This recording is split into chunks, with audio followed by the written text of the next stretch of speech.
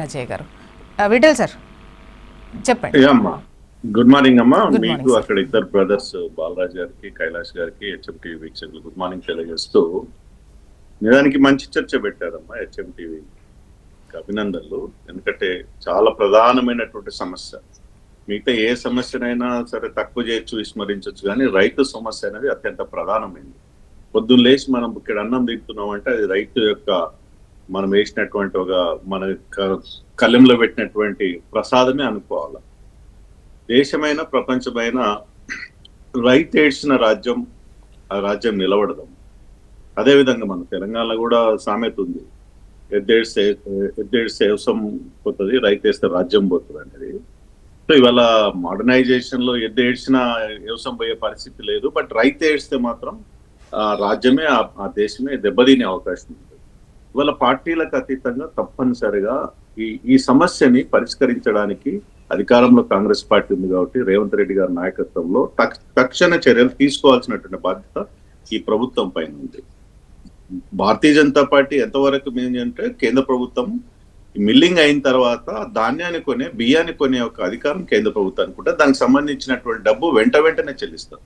అప్పటి వరకు అయితే రైతుల నుంచి ప్రొక్యూర్మెంట్ చేయడం, ఐకేపీ నుంచి వాటిని ధాన్యాన్ని తీసుకెళ్లి వడ్లను తీసుకుపోయి మిల్లర్స్ కి ఇవ్వడం, మిల్లర్స్ ద్వారా వచ్చినటువంటి బియ్యాన్ని కేంద్ర ప్రభుత్వానికి ఎఫ్సిఐ కొంటా ఉంటది. ఇది ప్రక్రియ. అప్పటి వరకు రాష్ట్ర ప్రభుత్వం తీసుకోవాల్సిన చర్యలు మనకు సహజంగా అందరం రైతు కుటుంబంకి వెళ్ళి వచ్చిన వాళ్ళం. పంట ఎప్పుడు వస్తుందమ్మా మనకు? రబీ పంట మార్చి నుంచి స్టార్ట్ అవుతుంది, ఫిబ్రవరి మార్చ్. వాళ్ళ 2 months అయిపోయింది. పంట వచ్చి రైతుల కల్లాల చేతిలో కానీ రోడ్ల మీద కానీ, కల్లాలు కూడా లేవు గ్రామాలల్లో, పంట వేసుకుంటారు, రోడ్ల మీద పోసుకుంటారు పాపం. ఇప్పుడు సడన్ గా వర్షాలు వచ్చినాయి అనుకో, వాళ్ళ పరిస్థితి ఏంటి?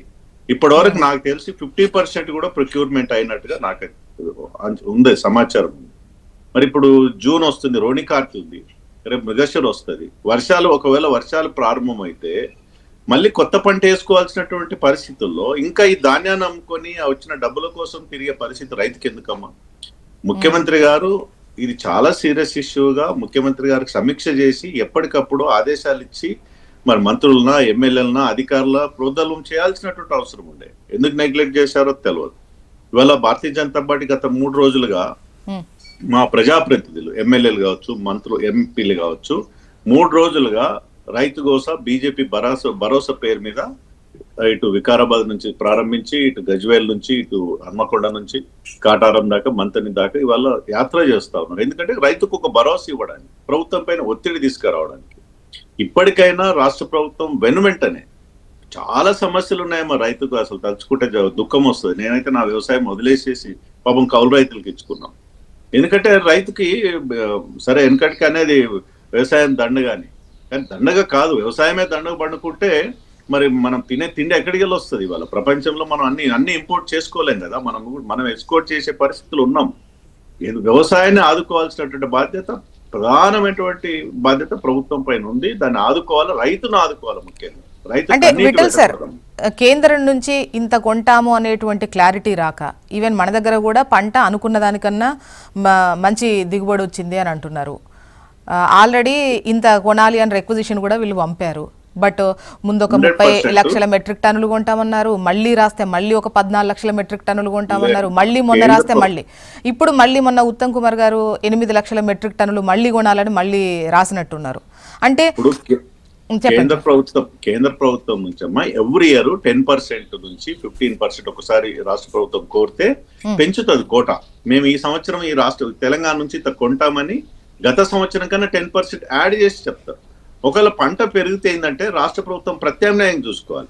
ఇవాళ ఆంధ్ర ప్రాంతం నుంచి ఒక మాట, ఇప్పుడు మనం తెలంగాణ రాష్ట్రం ఏర్పడిన తర్వాత ఇవాళ ధాన్యాగారం కూడా ఏర్పడింది తెలంగాణ. వివిధ కారణాలు ఉన్నాయి. ఒక కాళేశ్వరమే కాదు, మా బాలరాజ్ వల్ల కాళేశ్వరం గురించి చెప్తాడు. కాళేశ్వరం ద్వారానే పంట పండలే. ఇవాళ ప్రతి రైతు బోర్ వేసుకొని తన సొంత డబ్బులతోటి బోర్ వేసుకొని, సరే ఒక ప్రయోజనం ఏం జరిగింది, తెలంగాణ వచ్చిన తర్వాత కాకతీయ మిషన్ ద్వారా చెరువులు పునరుద్ధరణ, గ్రౌండ్ వాటర్ పెరగడం ద్వారా, వర్షాలు పడడం ద్వారా బోర్ వేసుకొని పంట ఎక్కువగా పండుతుంది. పంట ఎక్కువ వచ్చినప్పుడు కేంద్ర ప్రభుత్వం కోటాకు మించిన పంట వస్తే రాష్ట్ర ప్రభుత్వం ఏం చేయాలి? ఆంధ్ర ప్రభుత్వం తీసుకుంటుంది, ఎక్స్పోర్ట్ చేస్తా ఉంది క్వాలిటీ రైస్ ని అనేక దేశాలకు ప్రపంచంలో. ఎక్స్పోర్ట్ పర్మిషన్స్ తీసుకోవాలి, ఎక్స్పోర్ట్ చెయ్యాలి. ఇతర రాష్ట్రాలకు పంపిణీ చేయాలి. ఇంకా దాన్ని ఎక్కడెక్కడైతే డిమాండ్ ఉందో ఆ డిమాండ్ కి తగ్గట్టుగా రైతుని వచ్చినటువంటి పంటని కానీ లేదా బియ్యాన్ని కానీ ఇతర రాష్ట్రాలకు కూడా ఎగుమతి చేసే ఒక వెసులుబాటు రాష్ట్ర ప్రభుత్వం చర్యలు తీసుకోవాలి.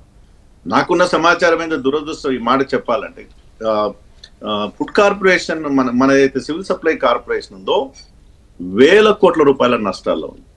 ఎందుకు నష్టాలు ఉందో తెలియదు. ఎందుకు నష్టం వచ్చిందో దాన్ని రివ్యూ చేస్తుంది. గత ప్రభుత్వంలో నష్టాలు ఉన్నాయి, ఇప్పుడు నష్టాలు ఉన్నాయి. ఏంది కారణం ఏంటి? అప్పులు తెచ్చుకుంటది, మిత్తులు కడుతుంది, అప్పులు తెచ్చి రైతులకు ఇస్తుంది, బ్యాంకుల నుంచి అప్పులు తీసుకొచ్చి రైతులకు ఇస్తారు, మళ్ళీ కేంద్ర ప్రభుత్వం డబ్బును తీసుకొచ్చి మళ్ళీ దాన్ని అప్పును కడుతుంటది. మిత్తుల మీద మిత్తులు కట్టే పరిస్థితి సివిల్ సప్లై కార్పొరేషన్ ఎందుకు వచ్చిందో రివ్యూ చేసుకోవాల్సిన అవసరం ఉంది.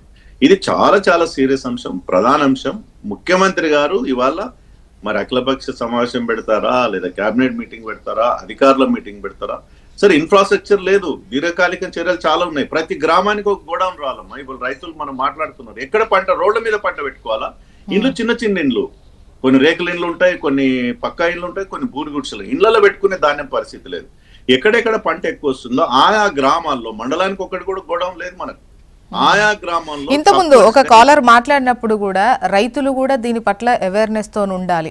అంటే ఇల్లే ఎలా అయితే మనం ఉండడానికి చూసుకుంటున్నా, ఇప్పుడు అంటే ఒక కాలర్ వారు రైతే, నేను ఆల్రెడీ ఎక్స్పీరియన్స్ అయ్యానమ్మా, అందరు కలిసి ఈ విధంగా కూడా అంటే పూర్తి స్థాయిలో ఆధారపడి అన్నట్టుగా కాకుండా ఆయన చెప్పిందంటే ప్రభుత్వం పైన ఆధారపడితే ఇట్లనే ఉంటది, ప్రభుత్వాలు ఏ పార్టీలు అని అంతే, రైతులు జాగ్రత్త పడాలని అన్నాడు. కానీ రైతులు ఎంత జాగ్రత్త పడతాడు?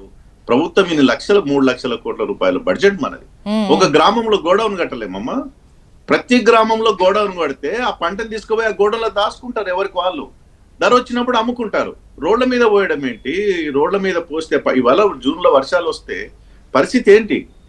వాళ్ళ జీవితాలు ఏంటి? మళ్ళీ ఆత్మహత్యలు చేసుకున్నటువంటి వాతావరణం ఉంటుంది. కాబట్టి ప్రభుత్వమే తక్షణంగా ముఖ్యమంత్రి గారు ఎమర్జెన్సీ మీటింగ్ పెట్టి అధికారులకు వార్నింగ్ ఇచ్చి, అధికారులే కాదు, ఎమ్మెల్యేలు, మంత్రులు, ప్రజాప్రతినిధులు ఒక వార్ పుట్టింగ్ ఏరియా కింద వారం 10 రోజులలో కొంటే మృగశిర రాకన్నా ముందే రైతు పంట కొంటే రైతు బాగుపడతాడు, రైతు సెక్యూర్డ్ గా ఉంటాడు. అదర్వైజ్ రైతు నష్టపోయే అవకాశం ఉంటుంది. జూన్ తర్వాత కూడా కొంటామంటే వర్షాలు రోడ్ల మీద నీళ్ళు వస్తాయి, పంట కొట్టుకుపోతుంది. తడిసిన ధాన్యం కొంటామంటే అసలు తడవకుండా చూసుకోవాలి కదమ్మా. వర్షాలు వచ్చిన తర్వాత తడిసినా సరే కొంటామంటే ఇప్పుడు ఏప్రిల్ నుంచి మే ఎండింగ్ వరకు అయిపోవాలి అది ధాన్యం సేకరణ. అంటే ధాన్యం ఒకలా ఉంటే మక్కల పరిస్థితి మరి ఒకసారి తడిచిందంటే ఇంకా మక్కలు తడిస్తే అయిపోయి దాని పని. కొంత cotton better, cotton corporation of India అక్కడక్కడ కొంటుంది. బట్ ముఖ్యంగా ప్రధానంగా తెలంగాణలో వడ్ల సమస్య ఉంది.